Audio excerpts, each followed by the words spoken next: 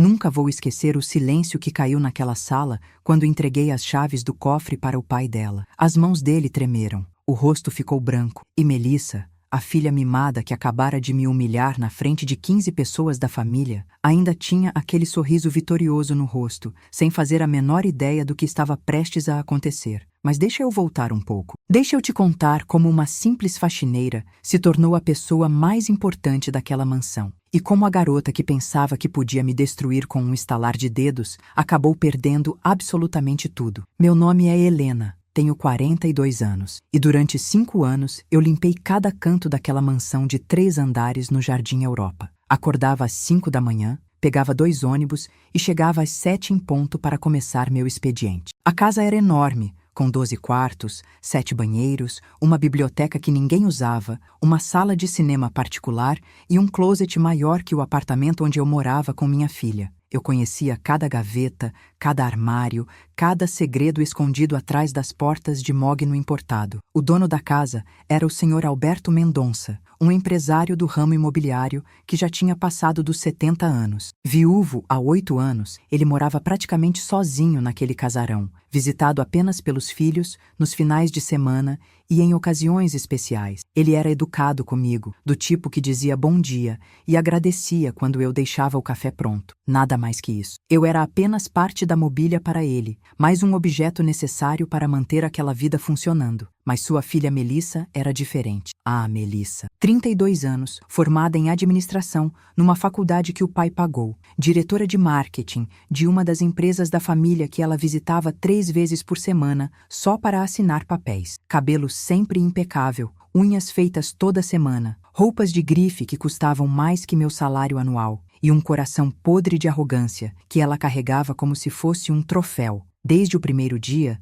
Melissa deixou claro qual era meu lugar na hierarquia dela. Eu lembro da primeira vez que a vi, uns 3 meses depois que comecei a trabalhar lá. Ela entrou na cozinha onde eu estava limpando o fogão, nem olhou na minha cara e disse para a governanta, como se eu não estivesse ali: "Essa aí sabe que não pode usar o banheiro social, né? Funcionário tem banheiro de serviço." Eu senti meu rosto queimar, mas abaixei a cabeça e continuei esfregando. Precisava daquele emprego. Minha filha Júlia tinha acabado de entrar na faculdade. As contas não paravam de chegar, e empregos que pagavam 2.500 por mês não apareciam em árvore. Com o tempo, fui entendendo a dinâmica daquela família. O Sr. Alberto era distante, sempre trancado no escritório resolvendo o negócio. Melissa visitava a casa 2, 3 vezes por semana, sempre exigindo algo, sempre reclamando de alguma coisa que eu tinha feito. O filho mais velho, Ricardo, aparecia raramente, morava em São Paulo e mal falava com o pai. Eu era invisível para todos eles, só me notavam quando algo estava fora do lugar.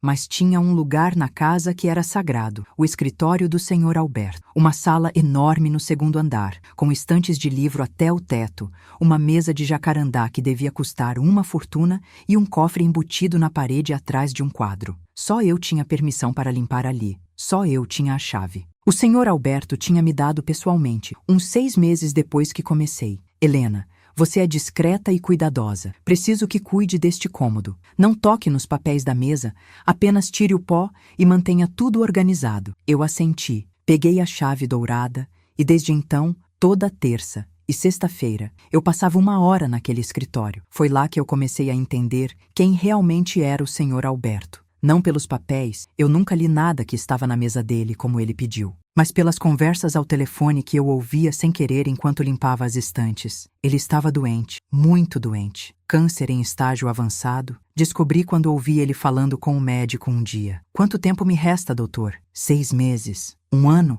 Meu coração apertou. Por mais que ele fosse apenas meu patrão, ninguém merece ouvir uma sentença dessas. E foi depois dessa ligação que as coisas começaram a mudar. O Sr. Alberto ficou mais atencioso comigo, mais presente. Começou a puxar conversa enquanto eu limpava. Perguntava sobre minha filha, sobre minha vida. Eu respondia educada, sem me estender muito. Afinal, eu sabia meu lugar. Mas ele insistia. "Sua filha estuda o quê mesmo, Helena?" "Enfermagem, Sr. Alberto." "Que bonito. Deve ser uma moça esforçada, igual a mãe." Melissa odiava essas conversas. Toda vez que chegava e via o pai conversando comigo, ela revirava os olhos. "Pai, você tá pagando ela para trabalhar, não para bater papo." Ele dava um sorriso cansado e voltava para o escritório. E eu voltava para minha limpeza, fingindo que aquilo não doía. A primeira grande humilhação aconteceu numa terça-feira, 4 meses atrás. Melissa tinha organizado um almoço na casa para umas amigas do clube. 8 mulheres elegantes, todas vestidas como se fossem para um desfile de moda,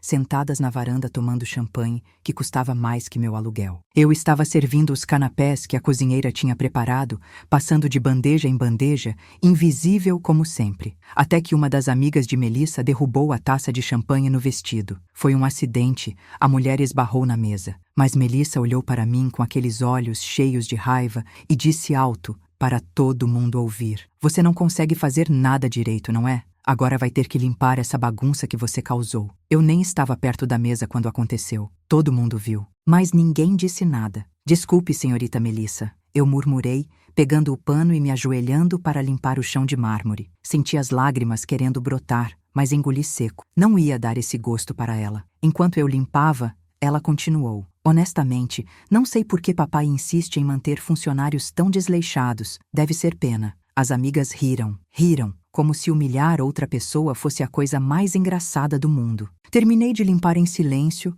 peguei a bandeja e voltei para a cozinha. Lá dentro, sozinha, deixei as lágrimas caírem. A cozinheira, Dona Marta, uma senhora de 60 anos que trabalhava lá há 15, colocou a mão no meu ombro. "Aguenta, filha. Essa menina vai ter o troco dela um dia. Deus está vendo tudo." Eu queria acreditar, mas naquele momento, me sentindo tão pequena, tão humilhada, parecia que Deus estava bem longe daquela mansão. Os meses foram passando e Melissa ia piorando. Parece que quanto mais o pai ficava doente, mais poder ela achava que tinha. Começou a dar ordens para mim como se eu fosse escrava. "Helena, meu carro tá sujo. Lava ele." Não era minha função, mas eu lavava. "Helena, minha roupa não tá passada direito. Passa de novo." Eu passava. "Helena, esse quadro tá torto. Você não enxerga, não?" O quadro estava reto, mas eu ajeitava do mesmo jeito. Teve um dia que ela me fez refazer a limpeza da sala 3 vezes, porque disse que tinha visto um fio de cabelo no sofá. Passei 4 horas limpando a mesma sala, passando aspirador, tirando pó, lustrado cada superfície até brilhar. Na terceira vez, quando terminei, ela passou o dedo na estante e disse: "Tá vendo? Ainda tem poeira. Você é incompetente mesmo." Não tinha poeira nenhuma. Eu tinha acabado de limpar. Mas ela queria me ver de joelhos, queria me ver quebrada, queria provar que tinha poder sobre mim. E o pior é que eu não podia reagir. Cada vez que pensava em responder, em me defender, lembrava das contas acumuladas em casa, da mensalidade da faculdade da Júlia, do aluguel que vencia no fim do mês. Então eu abaixava a cabeça, mordia a língua até sentir gosto de sangue, e continuava trabalhando. O Sr. Alberto estava cada vez mais fraco, passando mais tempo no quarto, fazendo menos reuniões. Os médicos vinham com frequência. Enfermeiras particulares começaram a fazer plantão na casa. Eu via ele definhando dia após dia. Aquele homem que um dia foi imponente, agora mal conseguia descer as escadas sozinho. E mesmo assim, nos momentos em que ele tinha forças, ele me chamava para conversar. "Helena, senta aqui um pouquinho", ele dizia, apontando para a poltrona ao lado da cama dele. Eu hesitava sempre. "Senhor Alberto, eu preciso terminar a limpeza. A limpeza pode esperar." "Eu não posso." E havia algo na voz dele, uma urgência, uma tristeza que me fazia sentar. Ele me contava histórias da vida dele, de como construiu o império do zero, de como conheceu a esposa, de como foi ver os filhos crescendo sem realmente conhecê-los porque estava sempre trabalhando. "Sabe qual é meu maior arrependimento, Helena?" Ele me perguntou uma vez. "Não é ter trabalhado demais, é ter criado filhos que valorizam dinheiro mais do que caráter. Eu dei tudo para eles, tudo. E no final, eles não aprenderam nada do que realmente importa." Eu não sabia o que dizer, apenas segurei a mão dele, aquela mão enrugada e fria, e deixei ele falar. Às vezes ele chorava. Chorava pela esposa que tinha perdido, pelos filhos que o decepcionaram, pelo tempo que não voltava mais. E eu ficava ali, a faxineira invisível, sendo testemunha da vulnerabilidade de um homem que o mundo via como forte e poderoso. Um dia, ele me deu um livro. Era um livro de poesias antigas, com capa de couro desgastada. Minha esposa amava este livro, ele disse. Ela lia para mim toda noite antes de dormir. Depois que ela morreu, eu não consegui mais abrir. Mas eu quero que você fique com ele. Você me lembra ela, não na aparência, mas na essência, no jeito gentil, na bondade genuína. Tentei recusar, dizer que era valioso demais, mas ele insistiu. Por favor, Helena, me faz feliz saber que está em boas mãos. Levei o livro para casa e chorei a noite inteira. Não era só um livro, era um símbolo de que alguém me via, alguém me valorizava. Alguém reconhecia minha humanidade em um lugar onde eu era tratada como objeto. Mas Melissa percebeu a proximidade crescente entre mim e o pai dela, e isso a deixou furiosa. Começou a me vigiar, a questionar tudo o que eu fazia. Por que você está demorando tanto no quarto do meu pai? Por que ele te deu esse livro? O que vocês ficam conversando tanto tempo? Ela estava paranoica, achando que eu estava tentando manipular o pai dela, quando tudo o que eu fazia era ouvir um homem solitário e doente que precisava de companhia. As coisas chegaram ao ponto de ela instalar câmeras escondidas no quarto do pai. Descobri quando uma das enfermeiras me contou. Dona Helena, a Melissa mandou colocar câmeras. Ela está gravando tudo o que acontece aqui. Fiquei chocada e magoada, mas também aliviada, porque as câmeras só mostrariam o que realmente acontecia. Eu cuidando do Sr. Alberto com respeito e dignidade, nada mais. 2 semanas atrás, aconteceu algo que deveria ter me alertado, mas eu estava tão acostumada a ser maltratada que nem percebi a gravidade. Melissa entrou no escritório do pai sem bater, coisa que ela nunca fazia, e me encontrou limpando as estantes. "O que você está fazendo aqui?" Ela praticamente gritou. "Limpando, senhorita Melissa, como faço toda terça e sexta. Quem te deu permissão para mexer nas coisas do meu pai?" "O próprio senhor Alberto, senhorita."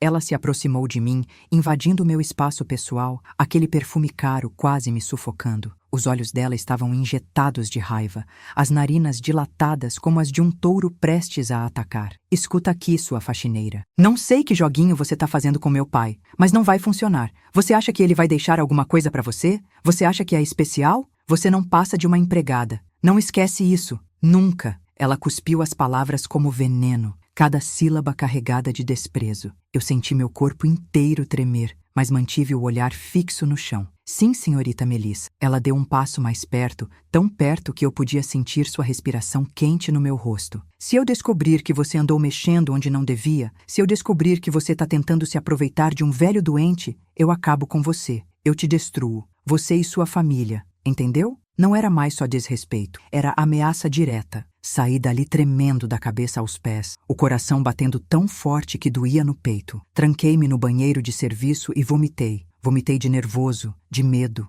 de humilhação acumulada. Dona Marta me encontrou lá, sentada no chão frio do banheiro, abraçando os joelhos e chorando. "Filha, você não pode deixar ela te quebrar assim." Dona Marta disse, acariciando meu cabelo. "Eu sei que você precisa desse emprego, mas sua saúde, sua dignidade valem mais que qualquer salário." "Eu sei, Dona Marta, eu sei. Mas e a Júlia? E as contas? Como eu vou?" "Deus vai prover, filha. Sempre proveu até agora, não foi?" Eu queria acreditar. Mas naquele momento, me sentindo tão pequena e impotente, a fé parecia uma coisa muito distante. Nos dias seguintes, Melissa intensificou o assédio. Começou a chegar mais cedo na casa, acordando antes de mim para fiscalizar meu trabalho. Revisava cada cômodo que eu limpava, procurando defeitos, criando problemas onde não existiam. "Esse espelho tá com mancha, esse vaso tá torto, essa almofada tá amassada." Era uma perseguição sistemática, calculada para me quebrar psicologicamente. Teve um dia que ela me fez lavar o chão da sala 3 vezes seguidas,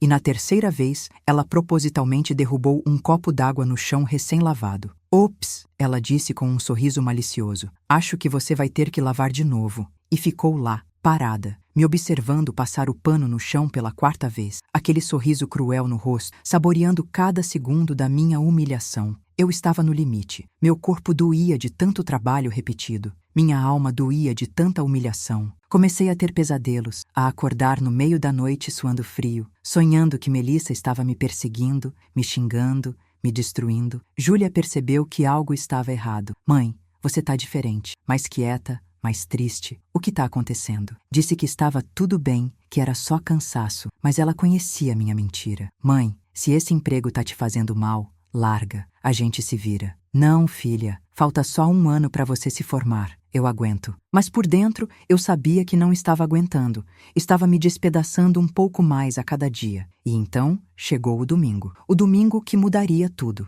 Era um dia que eu normalmente não trabalhava, mas o Sr. Alberto tinha pedido para eu ir fazer uma limpeza especial porque a família toda viria para um almoço. Todos os filhos, netos, até primos distantes. Uma reunião importante, ele disse. Helena, eu preciso que a casa esteja perfeita. É um dia muito importante para mim. Claro que eu aceitei. Mesmo sendo meu dia de folga, mesmo sabendo que não seria paga a hora extra, eu aceitei. Porque gostava do Sr. Alberto, porque respeitava ele, porque de certa forma estranha, me importava com ele. Cheguei às 8 da manhã e a casa já estava em polvorosa. A cozinheira preparando um banquete digno de rei, com travessas de peru, cordeiro, risotos elaborados, sobremesas que pareciam obras de arte. O jardineiro aparando cada folhinha das plantas, fazendo a área externa parecer um jardim de conto de fadas. O motorista lavando os 3 carros da família até brilharem como espelhos. Todo mundo correndo, limpando, organizando, porque quando a família Mendonça se reunia, tudo tinha que estar impecável. Passei a manhã inteira limpando cada centímetro da casa. Lustrei os 12 quartos, os 7 banheiros, a biblioteca empoeirada, a sala de cinema que ninguém usava. Passei pano em cada móvel, aspirei cada tapete, limpei cada vidro, até não ter uma única marca. Minhas mãos estavam vermelhas de tanto esfregar, minhas costas doíam de tanto me curvar, mas eu continuava, porque sabia que se uma única coisa estivesse fora do lugar, Melissa transformaria aquilo numa humilhação pública. 12:00 em ponto, começaram a chegar. Primeiro foi Ricardo, o filho mais velho, num Mercedes preto reluzente, acompanhado da esposa e 2 filhos adolescentes. Depois vieram os primos, tios distantes, agregados da família. Todos vestidos com roupas caras, todos exalando aquele ar de superioridade que o dinheiro traz. Cumprimentavam o Sr. Alberto com beijinhos mecânicos, perguntavam sobre a saúde dele com aquela preocupação falsa que não enganava ninguém. E então Melissa chegou. Desceu de um conversível vermelho, usando um vestido que devia custar o equivalente a 3 meses do meu salário. Salto alto, óculos escuros de grife, cabelo balançando com aquela perfeição irritante. Ela entrou pela porta principal como se fosse a dona da casa, distribuindo sorrisos falsos e abraços calculados. Quando passou por mim, que estava encostada na parede perto da cozinha, ela nem olhou. Eu era invisível, como sempre. O almoço começou na grande sala de jantar, aquela mesa enorme de mogno que acomodava 20 pessoas facilmente. Eu ajudava a servir, passando os pratos que a cozinheira preparava, enchendo taças de vinho que custavam mais que meu salário mensal, retirando pratos vazios. Minha função era ser como um fantasma, presente, mas imperceptível. Fazer tudo sem ser vista, sem ser ouvida, sem existir realmente. A conversa na mesa girava em torno dos negócios da família, das empresas, dos investimentos. Ricardo falava sobre expandir para o mercado internacional. Um primo distante sugeria diversificar os investimentos em tecnologia. Melissa, é claro, tinha opiniões sobre tudo, apesar de passar apenas 3 horas por semana nos escritórios da empresa. Papai, eu acho que deveríamos modernizar nossa marca. Estamos muito antiquados. O Sr. Alberto apenas ouvia, com aquele sorriso cansado de quem já não tem energia para discutir. O almoço correu tranquilo até a sobremesa. Eu estava servindo o pudim quando o Sr. Alberto bateu levemente na taça de cristal com a colher, pedindo atenção. O burburinho cessou. Todos se viraram para ele. Obrigado a todos por virem hoje. Ele começou, a voz fraca, mas firme. Eu pedi que todos estivessem aqui porque tenho um anúncio importante a fazer. Algo que vocês precisam saber. O silêncio na sala ficou denso. Melissa se inclinou para a frente na cadeira, aquele sorriso confiante no rosto, provavelmente achando que o pai ia anunciar que ela assumiria o comando das empresas. Ricardo mantinha uma expressão neutra, mas os olhos dele brilhavam com curiosidade. Os outros familiares trocavam olhares, especulando, mas antes que o Sr. Alberto pudesse continuar, Melissa se levantou, simplesmente se levantou, interrompendo o pai. Antes do papai fazer o anúncio dele, eu também tenho uma coisa a dizer. O Sr. Alberto franziu a testa, claramente irritado com a interrupção. Melissa, não é o momento... É sim, pai. É exatamente o momento. Ela varreu a sala com o olhar, se certificando de que tinha a atenção de todos. E então seus olhos pararam em mim. Senti meu estômago afundar. Conhecia aquele olhar. Era o olhar que ela tinha antes de me humilhar. O olhar de predador antes do ataque. Eu não aguento mais a incompetência nesta casa, ela começou, a voz alta e clara, projetada para que todos ouvissem cada palavra. Funcionários que não sabem qual é o lugar deles, que abusam da boa vontade e da fragilidade do meu pai, que se aproveitam de um homem doente para tirar vantagens. O coração começou a bater descompassado no meu peito. O que ela estava fazendo? Para onde ela estava indo com isso? Por isso, ela continuou, caminhando lentamente em minha direção, os saltos batendo no chão de mármore como tambores de execução.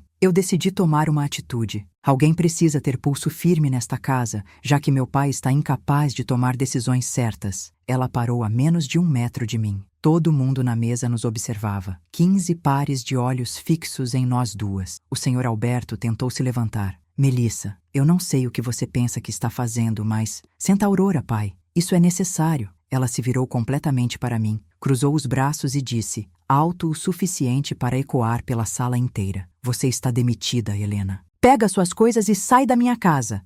Agora, imediatamente. O mundo parou. Literalmente parou. Senti como se todo o ar tivesse sido sugado da sala. O silêncio que caiu foi tão profundo que eu podia ouvir meu próprio coração batendo, martelando contra as costelas como se quisesse sair do peito. Melissa! O Sr. Alberto tentou se levantar novamente, mas as pernas falharam. Ricardo teve que segurá-lo. Melissa, você não tem autoridade para isso. Você não pode... Posso sim, pai. A voz dela estava calma, controlada, como se tivesse ensaiado esse momento 1000 vezes. Você está doente, não consegue mais tomar decisões racionais. Alguém precisa proteger esta família de aproveitadores, e essa alguém sou eu. Ela apontou o dedo para mim, como se eu fosse alguma coisa repugnante que precisava ser removida. Você achava que ia conseguir se aproveitar dele, né? Um velho doente, sozinho, vulnerável. Mas eu vi seu joguinho. Vi como você se aproximou dele, como ganhou a confiança dele. Mas acabou. Você não vai tirar 1 centavo desta família. As lágrimas começaram a escorrer pelo meu rosto. Não de tristeza, de humilhação pura. 15 pessoas me olhando como se eu fosse uma criminosa, como se eu tivesse feito algo terrível, quando tudo que eu fiz foi trabalhar honestamente e tratar um homem doente com dignidade. Eu não...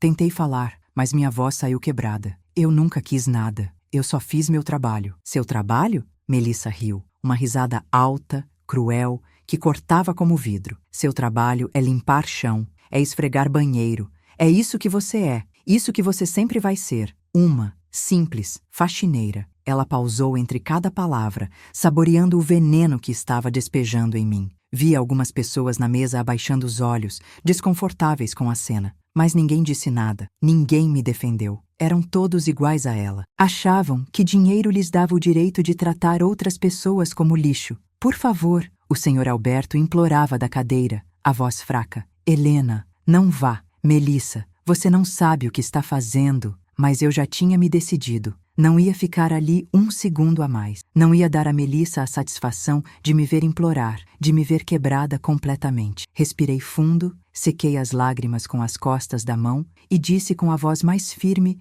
que consegui reunir. Tudo bem, senhorita Melissa. Vou pegar minhas coisas. Caminhei até a despensa onde ficava meu pequeno armário. Minhas mãos tremiam tanto que mal conseguia abrir o cadeado. Tirei o uniforme, aquele vestido azul que usei durante 5 anos, e vesti minha roupa simples, uma calça jeans e uma blusa branca. Olhei para o espelho embaçado da despensa e vi uma mulher destruída, mas também vi uma mulher que ainda tinha dignidade. Quando voltei para a sala de jantar, todos ainda estavam em silêncio. Melissa tinha um sorriso de vitória no rosto. Foi então que eu fiz algo que ninguém, absolutamente ninguém naquela sala esperava que eu fizesse. Caminhei diretamente até onde o Sr. Alberto estava sentado, tremendo, os olhos cheios de lágrimas. Coloquei a mão no bolso da minha calça e tirei aquela chave dourada, a chave do escritório, a chave do cofre, a chave que só eu tinha, que só eu usei durante todos aqueles anos. Peguei a mão trêmula dele e coloquei a chave na palma. Obrigada por esses 5 anos, Sr. Alberto.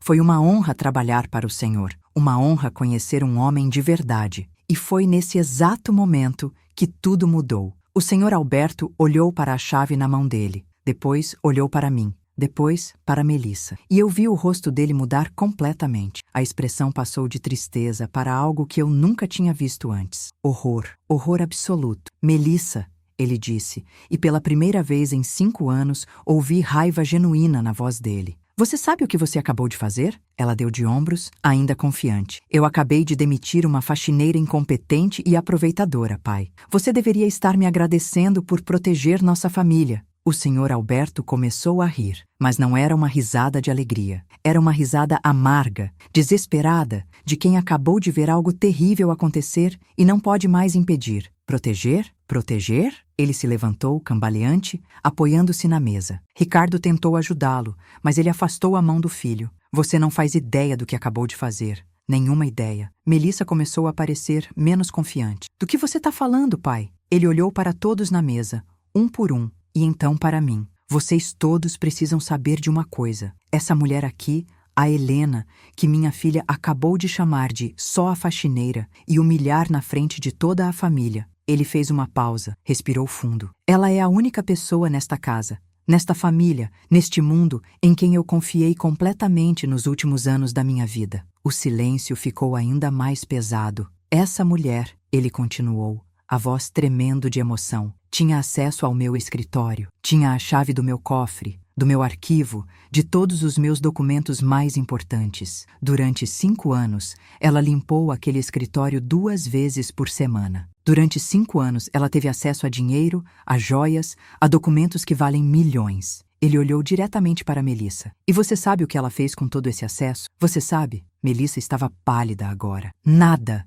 Ele gritou, e o grito ecoou pela casa toda. Ela não roubou 1 centavo, não mexeu em um único papel, não tocou em nada que não devesse, porque ela é honesta, porque ela tem caráter, porque ela é mais digna do que qualquer um de vocês sentados nesta mesa. As lágrimas escorriam livremente pelo rosto dele agora. Quando descobri que estava morrendo, quando os médicos me deram 6 meses de vida, você sabe quem ficou comigo? Quem me consolou? Quem segurou minha mão enquanto eu chorava? Ele apontou para Melissa. Não foi você que estava ocupada em spa. Não foi você, Ricardo, que mora a 500 quilômetros e liga uma vez por mês. Foi a Helena. A simples faxineira que vocês desprezam tanto. Ele se virou para mim, os olhos vermelhos. Helena, por favor, não vá. Não assim. Não depois do que eu fiz. Franzi a testa. Do que o senhor fez? Foi então que ele disse algo que fez meu mundo parar de girar. 3 semanas atrás, eu alterei meu testamento. Se você já passou por algo parecido, ou conhece alguém que trabalha duro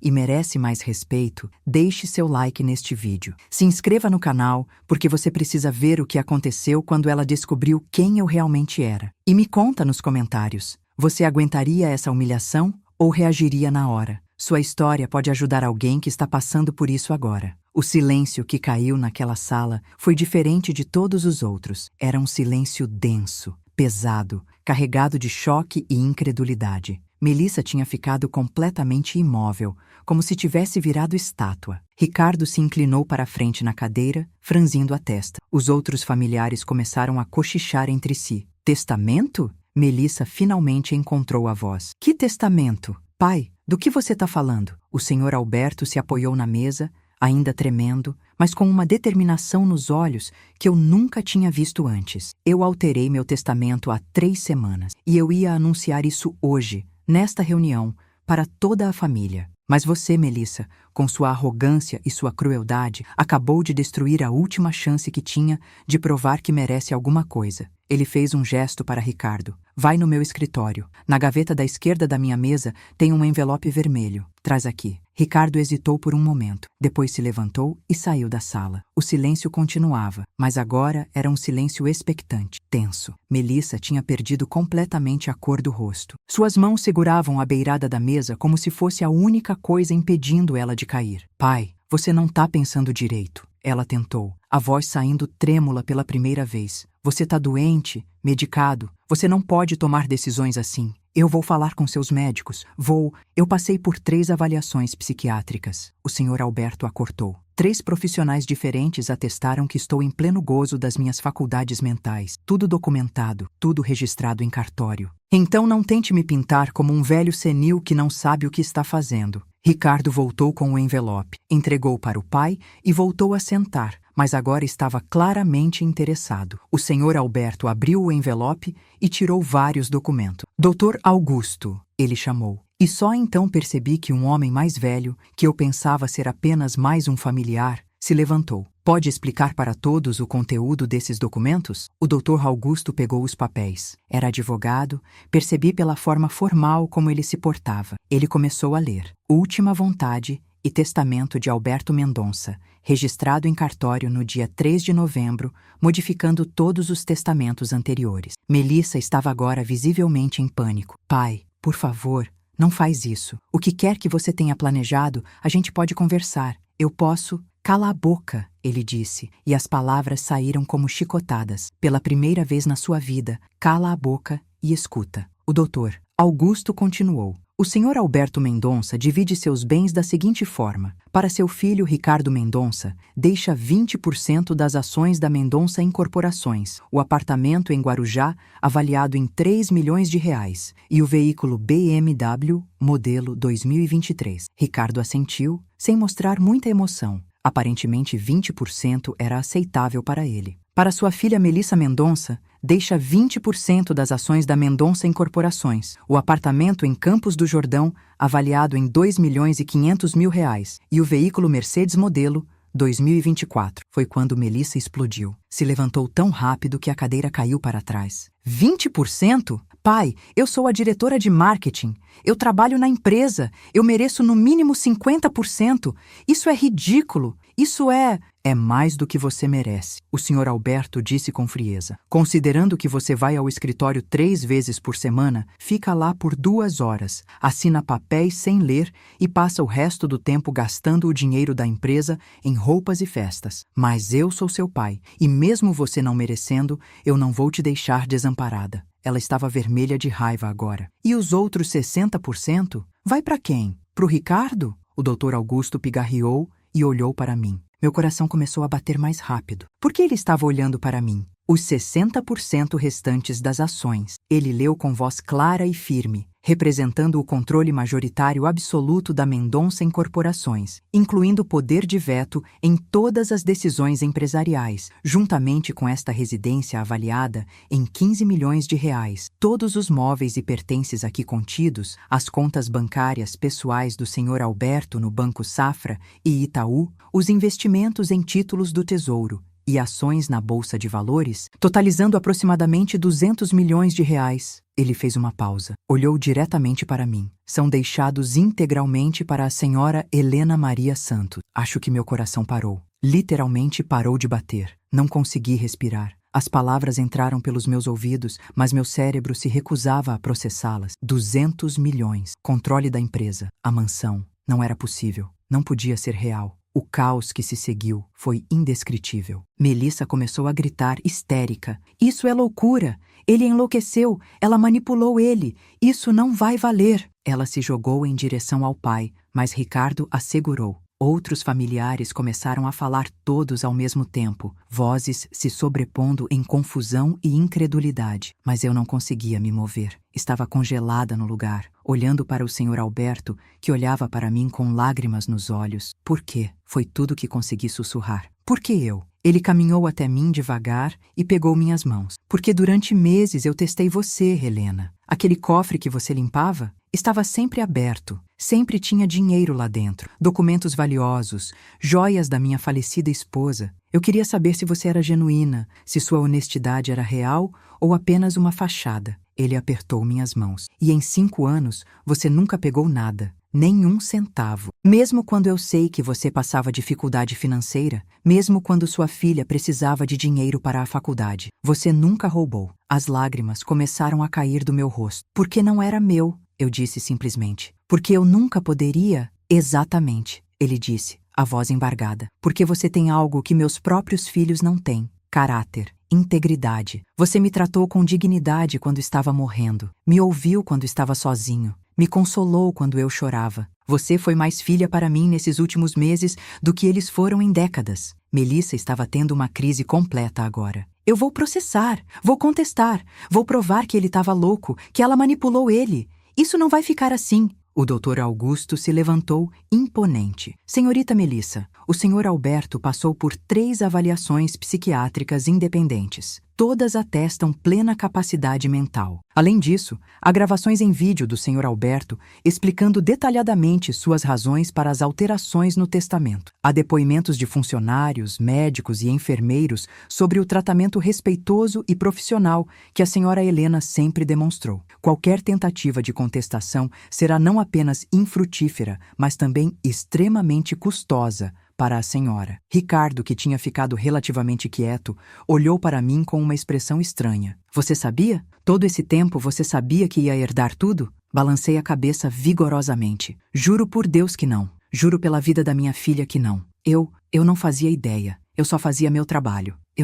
Comecei a soluçar. Eu só queria trabalhar honestamente. O Sr. Alberto me abraçou. Ali, na frente de toda aquela família de milionários, aquele homem me abraçou como um pai abraça uma filha. Eu sei, Helena, eu sei, e é por isso que você merece. É por isso que eu confio em você para cuidar do que eu construí a vida inteira. Melissa tinha caído de joelhos no chão, chorando descontroladamente. Não, isso não pode estar acontecendo. Mas ninguém estava prestando atenção nela mais. Os outros familiares começaram a sair, alguns claramente chocados, outros visivelmente desconfortáveis. Em questão de minutos, a sala estava quase vazia. Só ficaram o Sr. Alberto, eu, o Dr. Augusto, Ricardo e Melissa, ainda no chão, destruída. Existem documentos que a senhora precisará assinar, o Dr. Augusto me disse gentilmente, e eu vou precisar explicar todas as responsabilidades e implicações legais dessa herança. Mas isso pode esperar alguns dias. A senhora precisa de tempo para processar tudo isso. Eu ainda estava em choque. Eu não sei o que fazer. Eu não sei administrar empresas. Eu não sei...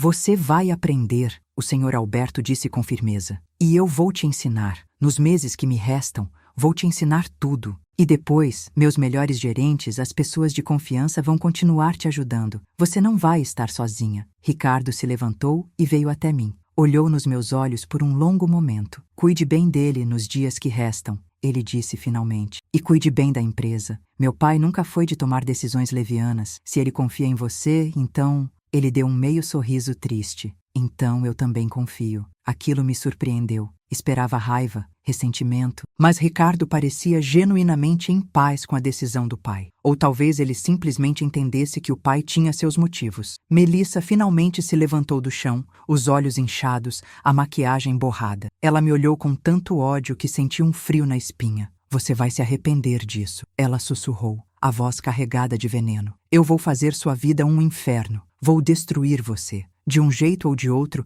você vai pagar. O Sr. Alberto se colocou entre mim e ela. Melissa, já chega. Você já fez estrago suficiente por hoje. Sugiro que vá para casa e pense bem sobre suas ações. Porque se você continuar nesse caminho, você pode perder até os 20% que ainda tem. Ela abriu a boca para responder, mas então viu a seriedade nos olhos do pai. Deu meia volta e saiu, batendo a porta com tanta força que os quadros na parede tremeram. Quando ficamos sozinhos, eu, o Sr. Alberto e o doutor Augusto, finalmente consegui processar um pouco do que tinha acontecido. Sr. Alberto, eu não posso aceitar isso. É demais. Eu não mereço. Você merece mais do que qualquer pessoa que eu conheço. Ele me cortou. Helena, você me deu algo que dinheiro não pode comprar nos últimos meses da minha vida. Você me deu dignidade, me tratou como ser humano quando meus próprios filhos me tratavam como cofre ambulante. Você segurou minha mão quando eu chorava pela morte da minha esposa. Você leu para mim quando eu estava com medo demais para dormir sozinho. Você foi família quando minha própria família só queria meu dinheiro.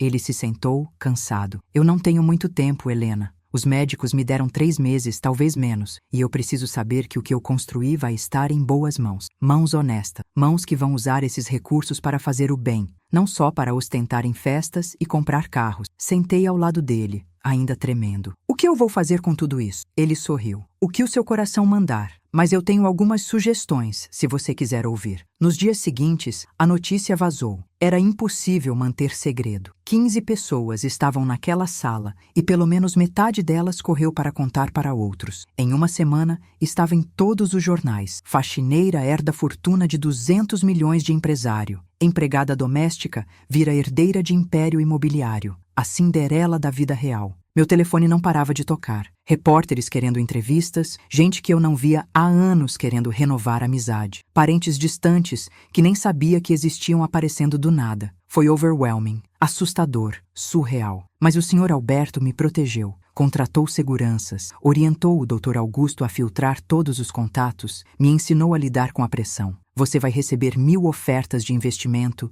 1000 pedidos de dinheiro, 1000 pessoas dizendo que querem seu bem. Mas lembra, a maioria quer só seu dinheiro. Confia em poucos, muito poucos. Melissa, como prometido, tentou destruir minha reputação. Deu entrevistas para tabloides dizendo que eu tinha manipulado um velho senil. Criou perfis falsos nas redes sociais para me atacar. Chegou a contratar um detetive particular para tentar encontrar algo comprometedor sobre mim. Mas não tinha nada. Eu tinha vivido uma vida simples, honesta, sem escândalos. O máximo que encontraram foi uma multa de estacionamento de 5 anos atrás que eu tinha esquecido de pagar. O Sr. Alberto viveu mais 3 meses. 3 meses que eu passei ao lado dele, aprendendo tudo o que podia. Ele me ensinou sobre os negócios, me apresentou aos principais executivos, me explicou cada detalhe das operações. Você não precisa saber fazer tudo, ele dizia. Você precisa saber contratar pessoas certas e confiar nelas. Mas também precisa saber o suficiente para identificar quando estão te enganando. Nas noites, a gente conversava sobre vida, sobre arrependimentos, sobre sonhos não realizados, sobre o que realmente importa no final. Sabe o que eu descobri tarde demais, Helena?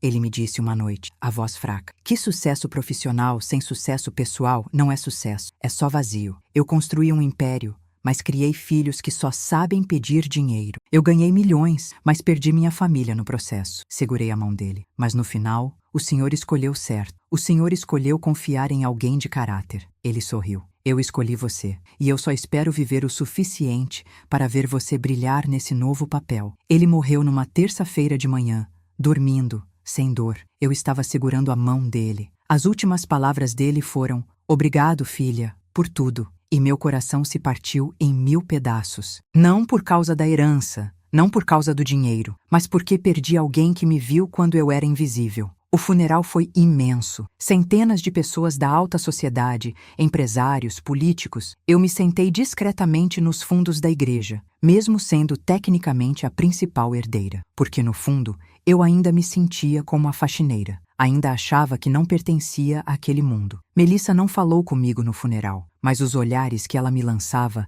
eram carregados de ódio. Ricardo, por outro lado, foi educado, até respeitoso. "Se você precisar de ajuda com algo da empresa, pode me ligar", ele disse. "Eu prefiro ter 20% de uma empresa bem administrada do que 50% de uma empresa falida." A leitura oficial do testamento aconteceu uma semana depois do funeral. Além de mim, Ricardo e Melissa, havia um batalhão de advogados de ambos os lados. Melissa tinha contratado 5 advogados diferentes para contestar o testamento, mas o doutor Augusto estava preparado. Ele apresentou as 3 avaliações psiquiátricas, apresentou as gravações em vídeo do Sr. Alberto explicando suas decisões, lúcido e articulado. Apresentou depoimentos de médicos, enfermeiros e funcionários sobre meu profissionalismo. Apresentou documentos mostrando que eu nunca pedi 1 centavo extra, nunca tentei me aproveitar. O juiz nem precisou deliberar muito. O testamento é juridicamente válido. O senhor Alberto Mendonça estava em pleno gozo de suas faculdades mentais. A senhorita Helena Santos é a legítima herdeira majoritária. Caso encerrado. Melissa saiu da sala gritando que ia recorrer. E ela recorreu.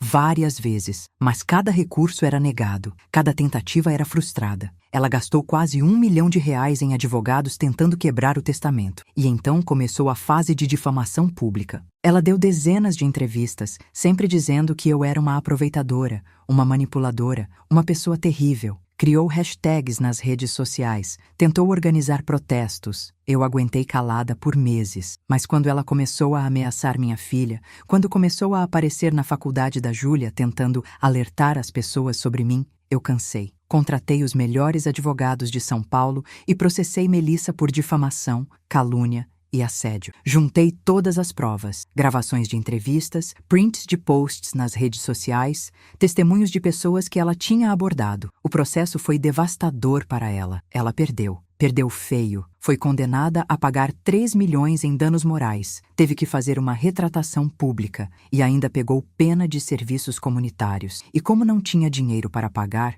Tinha gastado tudo em advogados tentando quebrar o testamento, teve que vender o apartamento que o pai tinha deixado. Vi ela uma vez, meses depois, trabalhando como vendedora numa loja de roupas de shopping. Nossos olhares se cruzaram. Ela estava magra, o cabelo sem o brilho de antes, as roupas simples. A queda tinha sido brutal. Entrei na loja. Ela ficou visivelmente tensa. Melissa, o que você quer? A voz dela saiu dura, defensiva. Preciso de um vestido para um evento beneficente. Vi a luta acontecendo dentro dela. Orgulho versus necessidade. Necessidade venceu. Por aqui. Ela me mostrou os vestidos profissionalmente, sem olhar nos meus olhos. Escolhi um azul marinho, elegante, mas não ostentoso. Na hora de pagar, deixei R$ 1.000 de gorjeta. Isso é para você, eu disse, para recomeçar. Ela olhou para o dinheiro, depois para mim. Pela primeira vez, vi lágrimas nos olhos dela. Por que você está fazendo isso? Depois de tudo que eu fiz, porque seu pai me ensinou que dignidade não depende de conta bancária, depende de caráter. E mesmo você tendo me humilhado, mesmo você tendo tentado me destruir, eu escolho ser melhor que isso. Não sei se ela mudou depois disso, não sei se aprendeu alguma coisa, mas eu fiz minha parte. Hoje, 3 anos depois, administro a Mendonça Incorporações com uma equipe incrível. Implementei políticas de ética rigorosas, criei um programa de trainee para jovens de comunidades carentes, estabeleci cotas para a contratação de funcionários mais velhos, que geralmente são descartados pelo mercado. A empresa não apenas sobreviveu sob minha gestão, ela prosperou. Crescemos 40% nos últimos 2 anos, porque eu trato funcionários como seres humanos, porque eu implemento políticas justas, porque eu nunca esqueço de onde vim. Criei a Fundação Alberto Mendonça, que oferece bolsas de estudo integrais para filhos de trabalhadores domésticos, porque eu sei o sacrifício que é. Já ajudamos mais de 200 jovens a entrarem na faculdade. Dona Marta trabalha comigo agora, não como cozinheira, mas como gerente de projetos sociais da Fundação. Compramos uma casa confortável para ela. Garantimos aposentadoria digna. Quem diria, né, Helena? Ela me disse uma vez, que nós duas, que limpávamos aquela casa juntas, estaríamos aqui agora, mudando vidas. Minha filha Júlia se formou em enfermagem com honras. Hoje trabalha num hospital público,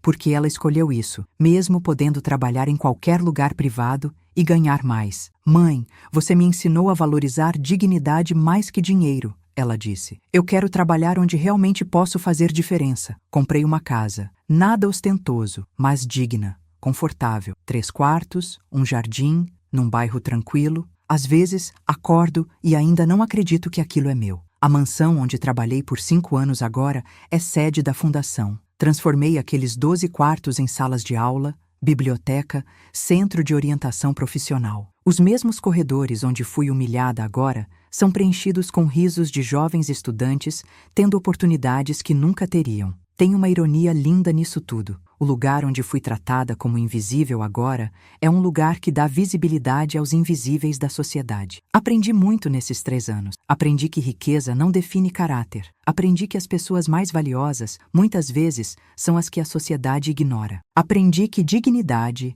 é algo que ninguém pode tirar de você, a não ser que você permita. E aprendi que vingança não precisa ser cruel. A melhor vingança contra Melissa não foi processá-la ou vê-la caindo. Foi ser uma pessoa melhor do que ela jamais foi. Foi usar os recursos que ganhei para fazer o bem que ela nunca fez. Encontrei Melissa uma última vez, 6 meses atrás. Ela tinha conseguido um emprego melhor, num escritório pequeno, recomeçando a vida. Estava diferente, mais humilde, menos arrogante. Nos olhamos por um momento na rua. Helena, ela disse, e pela primeira vez não havia veneno na voz, apenas cansaço. Eu queria pedir desculpas por tudo. Fiquei surpresa. Desculpas? Eu fui horrível com você. Horrível mesmo. E perder tudo me fez perceber o quanto eu era vazia, o quanto eu era cruel. Eu não espero que você me perdoe, mas eu precisava dizer. Olhei para ela e vi não a mulher cruel que me humilhou, mas uma pessoa quebrada tentando se reconstruir. Eu te perdoo, Melissa, porque segurar raiva só me machucaria. Não a você. Ela assentiu, os olhos marejados. Seu pai, Ele escolheu certo. Você sempre foi melhor que eu. Não é sobre ser melhor, eu disse. É sobre escolher fazer o certo, mesmo quando é difícil. Essa história me ensinou que ninguém tem o direito de nos diminuir, não importa quanto dinheiro tenham. Que nosso valor não está na nossa profissão, mas no nosso caráter. Que humildade e dignidade podem abrir portas que a arrogância nunca abrirá. Se você chegou até aqui, deixe seu like para que mais pessoas vejam que justiça existe. Se inscreva no canal, porque todo dia eu trago histórias reais de pessoas que não abaixaram a cabeça. E me conta nos comentários, você já precisou se impor contra alguém poderoso? Como foi? Sua história pode inspirar milhares de pessoas. Hoje, quando entro naquela antiga mansão, agora cheia de jovens estudando e sonhando, eu lembro da primeira vez que entrei ali com meu uniforme azul de faxineira. Lembro da sensação de ser invisível, de não importar, de ser apenas mais um objeto na decoração. E juro, eu nunca vou esquecer, porque essas memórias me mantêm humilde, me lembram de onde vim, me lembram que dignidade não tem preço e que caráter vale mais que qualquer fortuna. O Sr. Alberto me deu muito mais que dinheiro. Ele me deu a chance de provar que dignidade importa, que honestidade importa, que no final não é onde você começa que define você. É quem você escolhe ser quando ninguém está olhando. E toda vez que vejo uma faxineira, um porteiro, uma cozinheira, eu paro. Eu olho nos olhos. Eu digo bom dia. Eu trato com o respeito que merecem.